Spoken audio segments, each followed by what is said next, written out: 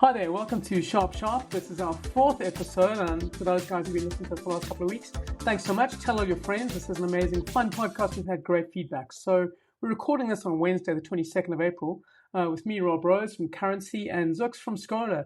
Zux, it's been a mad week. How are you doing? Always a mad week, Rob. I'm good. How are you doing? Good, not bad. I wanted to start with something that I think is kind of interesting, and it's happened almost, it absolutely was an accident, I suppose, this weekend, but it says so much about our country and our levels of frustration, our levels of violence. There was a road rage incident in Emmarentia this week, where somebody had, cut somebody off, and he hooted, and then they stopped, and there was a battle and fighting, and then somebody pulled out a gun and shot this other person and killed them. Two people were hurt in this thing. The woman, the wife of the husband who was killed, is still in hospital. And it's a fascinating case because you don't hear too much about road rage. Yet this is a massive scourge of our country. I had no idea that the road rage stats were so pervasive. It's an everyday thing, Rob, in South Africa. Literally, every time you go home, especially in Johannesburg, I don't know about other cities, Joburg people are really angry. I think there's a lot of frustration going on in this town because if you drive around in other parts of the country, you don't see people who are in such a rush. I took time off Joburg, about 7 years away. I came back. I couldn't drive around Joburg. Why is everyone rushing? People are just hooting at you. The minute the robot opens and people are hooting already, I'm thinking, come on, I'm still putting on the first gear. What is wrong with you? It's this town, Rob. This was a very, very unfortunate incident. There's just so much in it. The fact that the victim is also a foreign national, there's just so much into this particular story, and people are very disturbed by it. That's the thing. People are incredibly disturbed. But what I didn't realize before I looked at this particular case is that if you look at the crime stats, we had the crime stats from the last quarter of I think end of 2024, where they said of all the murders, about 6 of them were essentially due to road rage. You take the July to September of 2024 period, 1,069 of the 6,500 murders were related to road rage. That's a huge amount. A huge amount because of road rage, and yet we never speak about this. We have an incident in Emmarentia this week, and suddenly it's front page news. News 24, one of the biggest sites in the country, I think the biggest site. The top stories are all about this particular road rage killing. Do we talk about it enough?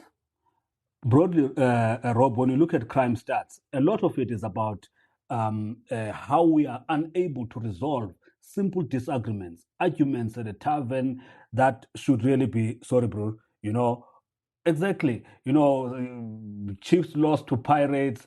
No one should die because of that. Congratulate the other guy, and we'll get you next time. And I'm a Kaizer Chiefs fan, and we're playing Orlando Pirates again. Another Soweto derby coming this weekend. Very excited. Imagine if we had taverns on the road. It hasn't been going very well for us at Kaizer Chiefs people, but we haven't been killing people. So a lot of it, killing the goals even. A lot of it, Rob, is about resolving issues. We must learn to resolve small arguments. Even in the home, a lot of people are getting killed by people that they know, people that they live with. People just snap. So when you put yourself in the shoes of probably one of the drivers in that particular situation, you really don't know what people are dealing with. And that's the other thing in South Africa. People are dealing with a lot of stress. We are all on the edge of depression for various issues. The cost of living is one of them. Things are very expensive. People are living on the edge. The minute you hear that the interest rate has gone up, it affects people directly. It's no longer something that you can just read about it and move on. It does affect people directly. I don't necessarily think that that's a justifiable cause. I'm not justifying. I'm just explaining that at the traffic light, give each other room.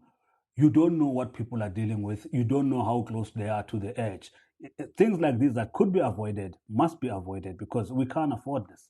But I also think it goes down to the way you deal with conflict. And if you have a society that doesn't trust the authorities or doesn't trust the resolution mechanisms to deal with this, you then think, well, I have to get out of the car, I have to grab my gun, I have to solve this. It's about the way you conduct yourself in society. And perhaps as we've lost the guardrails of the society to some extent that have allowed us to believe that these problems will be solved in the ordinary course of business. You have to get out and deal with things in the very violent way in which South Africans do deal with things. The fact that we have 40 murders a day, I think, in this country, which is a huge amount.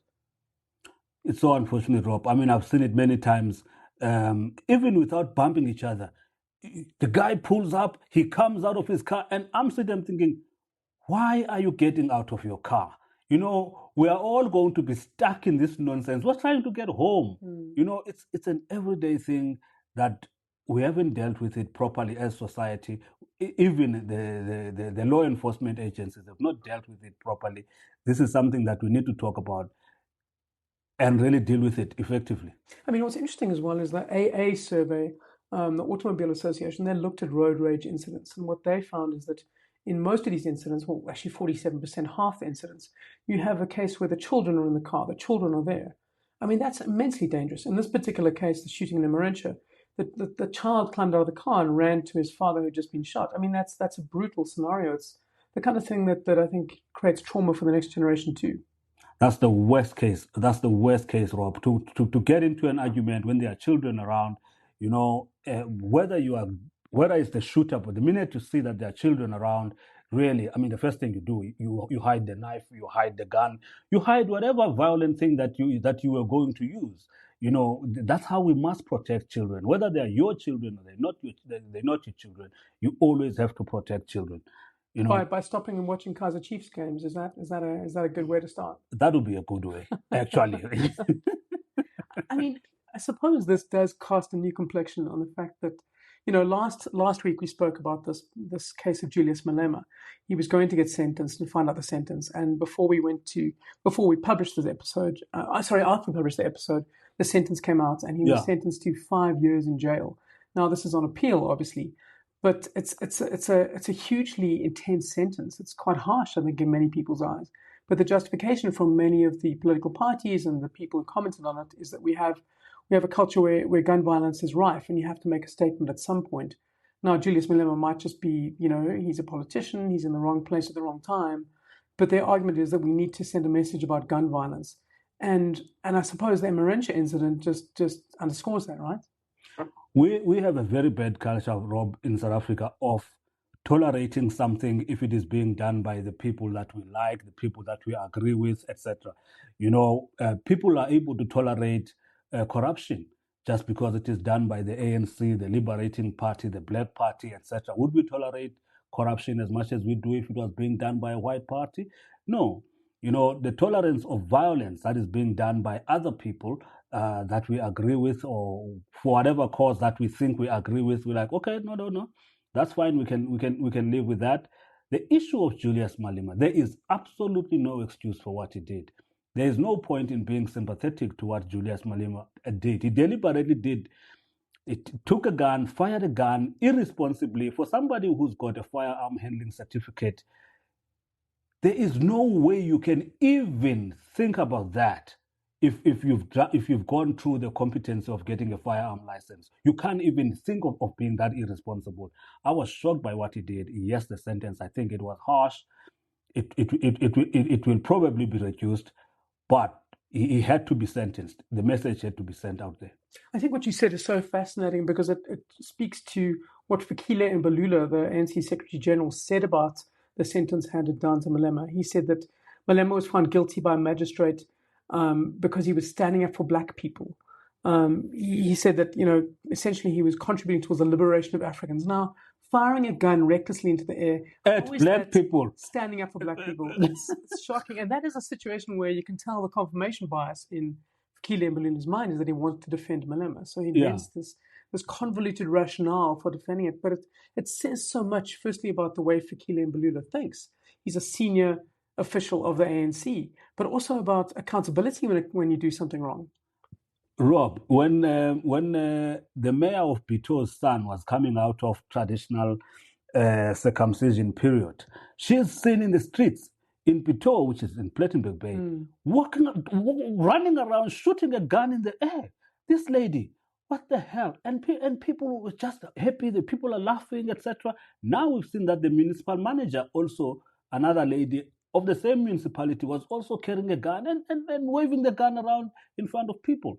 There are areas in KwaZulu-Natal, like in Umsinga, for instance, when there's a funeral, people go there. After the funeral, people are shooting guns in the air. This goes on for a while, and people are cheering and all of that. So really, even us as ordinary citizens, we need to be intolerant of this kind of behavior. You know, most of these cases with the police, for example, a lot of guns are stolen, a lot of the crimes committed with illegal firearms. In the case of Emmarentia, this was a legally licensed firearm. But I think what you're saying is accurate in that, you know, you tell people that it's okay to behave recklessly with a gun, then you send a message to all of society, and then you have incidents like this, even if this was a registered and legal firearm. That's a very unfortunate situation, Rob. Look, trying to get a firearm handling certificate is very complex. It's very difficult. It's quite detailed. The training that has to go into it. From the way someone handles a firearm, just by looking, you can see that this person is not trained. You know, if someone is handing over their firearm and they're not putting the safeties on, you can tell. You know, so some of the behavior becomes really unbelievable from people who are trained to handle firearms. I think it's probably time to move to our next subject, which is another major scourge of society. More violence. More violence. And it's in KZN. You brought up KZN, but essentially it's about xenophobia. And we do have a special guest on this week. Yes. Well, to talk about KZN, we've got Celani, who's our royal correspondent. He's very good with royal families. Which makes up a huge part of KZN. Yeah, but before we get to that, we want to talk about this, what appears to be xenophobic violence, which we have seen in KZN. We've also seen the July riots. We've seen the role of the king when it comes to sort of calming these situations in KZN when they are out of hand. You know, someone was asking me, could a politician come in and intervene? You know, and I said, my response was that you probably would have the leader of the Shembe Church, because he doesn't subscribe to politics, or you would have the king, because everyone in KZN embraces the king as the institution of authority. But if you bring someone, previously Jacob Zuma was seen as an elderly statesman, but now he's belongs to a political party, MK party, which is an opposition party and all of that. So not everyone is going to respect what he's going to say. So I would think probably the king is going to be at the center of trying to manage this particular situation. Anyway, Galan is on the line. Galan, how are you doing? A very good afternoon to you, Rob, and to you, Zuk. What is happening there, Galan, in Durban? We see people marching in the streets. General Mkhwanazi is not very happy about the violence. What's going on? Yeah, there are a lot of things that are going on in the province of KwaZulu-Natal, KZN. Yesterday, we witnessed a mass protest that was led by the Martin March and including Phakela Mthakathi. Phakela Mthakathi, you remember that he's a guy that was deployed to fight the illegal immigration by King Suzulukazi Zwelithini, and he was officially instructed to join the March and March together with Mzimkhulu in order to fight the influx of illegal immigration. So yesterday they led the protest that eventually turned violent, because we saw a lot of foreign nationals that it had for us to prove that they were illegal or not, but they were beaten very badly. The way we witnessed it in the CBD of Durban. Today, this morning, at the I would say it's some sort of a marathon that was organized by the SAPS. The police commissioner of KwaZulu-Natal, made a stern warning against these protests that are now becoming violent, and stated that no one is allowed to chase out foreign nationals, because those who are doing so, they are doing so without any skills that allows them to check whether these people have proper documentation, or they have a legal status of in South Africa. So this is the statement that he made in Durban earlier on today. Yes. When I listen to the language of political parties, especially in KwaZulu-Natal, they seem to be encouraging this, because in terms of the elections, everyone is saying that they are against immigration. They want spaza shops to be owned by South Africans. When those things don't happen, they seem to inflame people, and we end up with a situation like this entitlement to the opportunities, the business opportunity lower end of the market, like spaza shop. All of it is driven by political parties. In KZN, there's not a single political party that is not speaking this kind of language. Hope maybe to get votes. The IFP campaigned on it. MK party has been seen actually doing the same, going around to factories and all of that. And it's a rhetoric that is right across. Yeah, it's a rhetoric that is right across. And actually, it's only the Democratic Alliance that have not have decided to take a different stand on this issue. But all other political parties, in fact, including the African National Congress, especially the ANC And youth Action of the SA. African National Congress, is now doing the same thing. They are going to the factories, demanding the companies to produce for the status of their workers, especially those who are believed to be foreign nationals. So it's something that is now being used for especially by political parties to drum their campaign ahead of the local government elections that are coming later this year. So that's what we have experienced for the past few days, including the MK, the Action SA, the IFP, and the NFP. Yeah.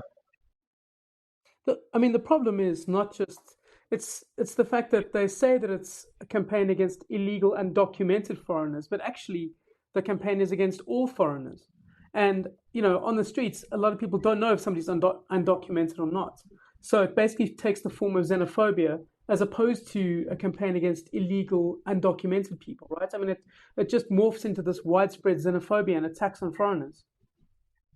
Yeah, as you just said, Rob, they are calling it as a cleanup against the illegal foreign nationals in the city. But when you attend these protests, no one is demanding the documentation of these immigrants. They just meet them and just ask them what they are doing in the country, what are they doing in the country, why are they doing skills jobs that doesn't require scarce skills as it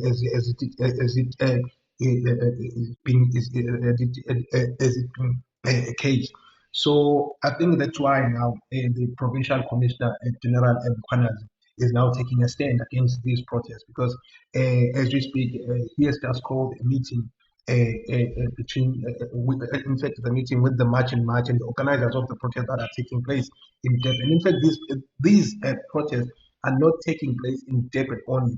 Even in other small towns in KZN, for example, in Nongoma, the rural towns of KwaZulu-Natal, there are people there that are championing these protests against the foreign nationals. Very, very interesting. Thank you, Telani. Thanks so much for joining us. Nice crossover to KwaZulu-Natal. But Rob, what really I'm quite interested in KZN is the centrality of the king when it comes to these local government elections. You see every party now is trying to sort of control the king, get the king on their side. They want to appear to be next to the king. People are flowing into his Kwapindangene Palace. Wakhangela Mankangane Palace. That's where the king lives now, which was his mother's palace. And when you are going there as a political party, you've got to bring a cow. People bring cows every day. That guy has got a lot of cows. You'd see the EFF, they would go there, they'll bring a cow. I've seen Action SA, I've seen the ANC many times, IFP, MK party, just to create the impression that the king does embrace your political party. And so far, if you were to ask me, he seems to be close to the IFP. What about the MK party? Because like you said, Jacob Zuma had this aura of being the elder statesman of KZN, and I think that's one of the reasons why it got a massive amount of votes in the last election in KZN specifically. Even though nationally it was 14%, I mean KZN it was basically nearly half. Yeah, over 45%. There were lots of things that were happening in KZN at the time. If you remember how KZN people felt that the king was not being treated well by the government, because regardless of what the actual laws say, a king is born. So a king was born and coronated, but was not recognized by the government. His salary was held back for a whole year, and people are very unhappy about that. To an extent, then the IFP was seen as sort of embracing the king, but it was quite clear that there was going to be a major exodus of people from supporting the ANC, even without the Jacob Zuma appeal on its own. But also the death of IFP president Nkosi Mangosuthu Buthelezi as well. Everybody now was sort of looking for a senior figure in the province that they can belong to politically. So all of that working to the advantage of Jacob Zuma. Even to this day, when you see Jacob Zuma in KZN, his gatherings, it doesn't really matter what people affiliate with. They really support him. But he's a genuinely very likable guy. I've sat down with him a few times. You can't not like the guy. He's a fatherly type of guy. He's very likable. I can understand how people respond to him. But also people have come from a background, Rob, where politicians would be sort of far removed from ordinary people. If you remember the Thabo Mbeki years, for instance, Thabo Mbeki was nothing like Nelson Mandela. You couldn't really even get a proper cheer from that guy. Some people saying that he was effective, etc., but he was not the kind of father figure that we needed as society. So when Jacob Zuma came through, you had an ordinary guy who was seen to be an ordinary person with an ear of the people. He came from Gandla. He's a polygamist. He proudly wears his Zulu traditional garb. You would never see Thabo Mbeki wearing those skins. Yeah, that's true. But he also completely repurposed the state machinery to help the Guptas and friends of his. In terms of corruption, the Zuma years were right up there. I don't absolutely. The trust that people gave him, the love that people gave him, he betrayed that, derailed the project of nation building. There are so many things that he did, which really were very disappointing. So to talk about the xenophobia thing, the voice of the king is then going to have immense moral suasion.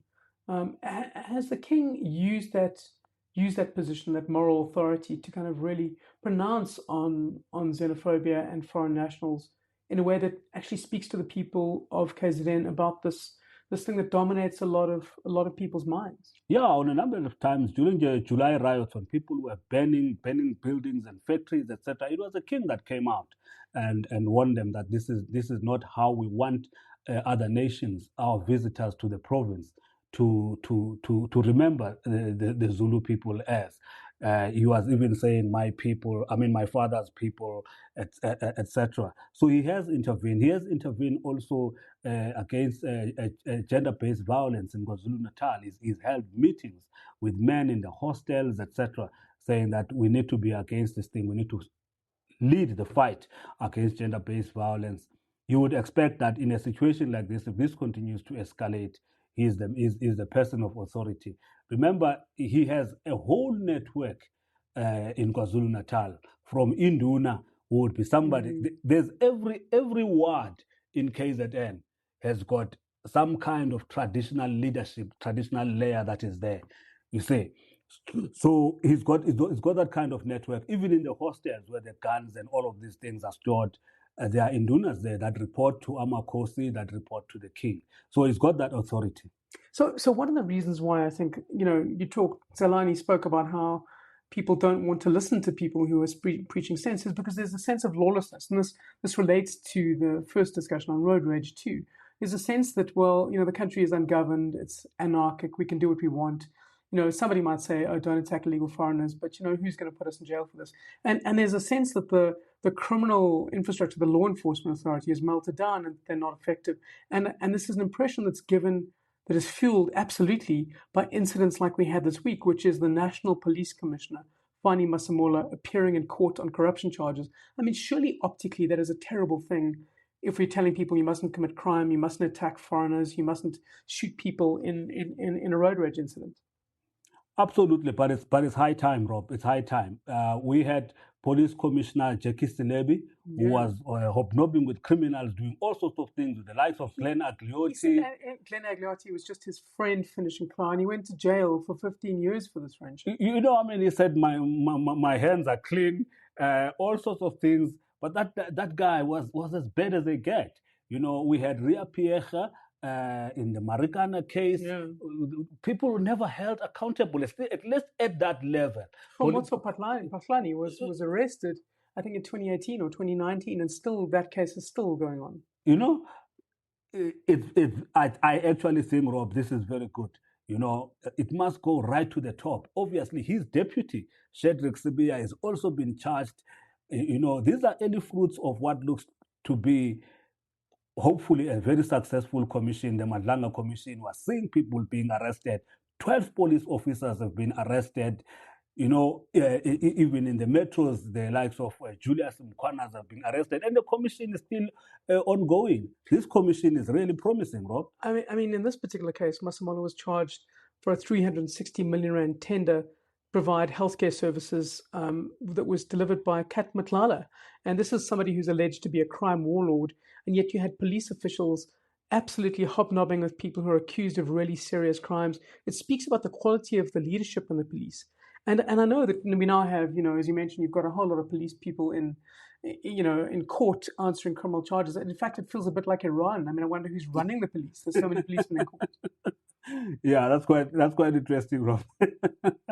But look, while you have very bad cops, there is actually hope of an emergence of potentially good cops.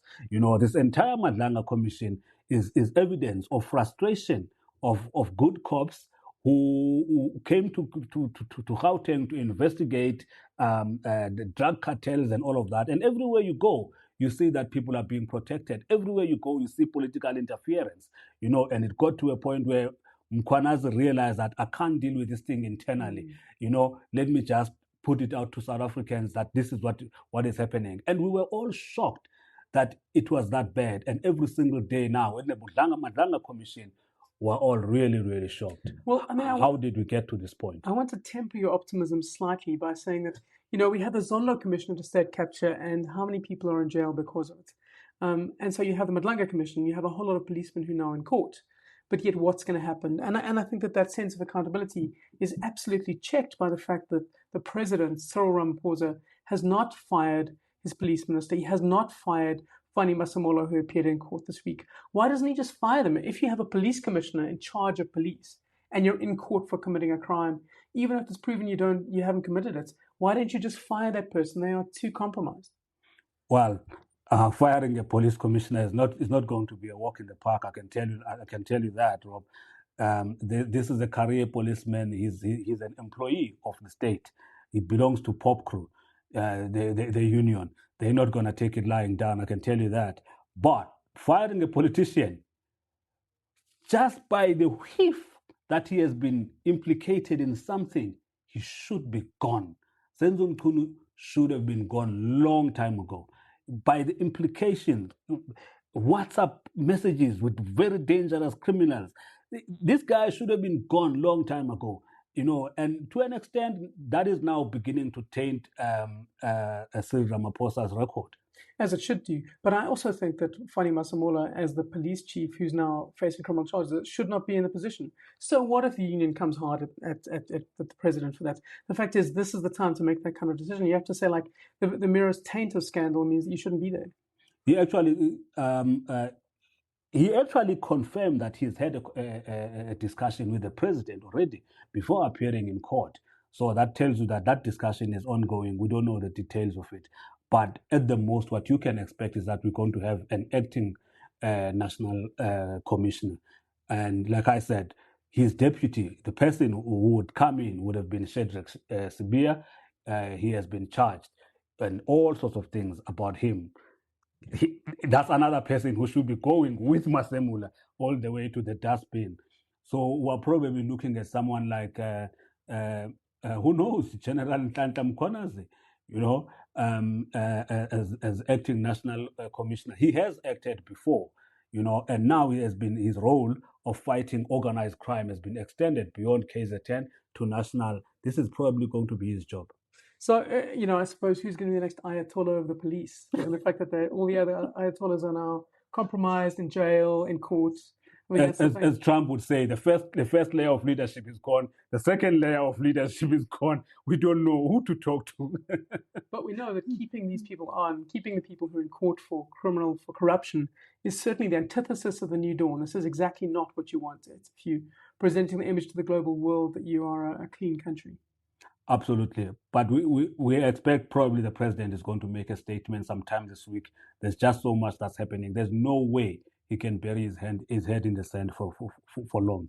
For any longer. For any longer.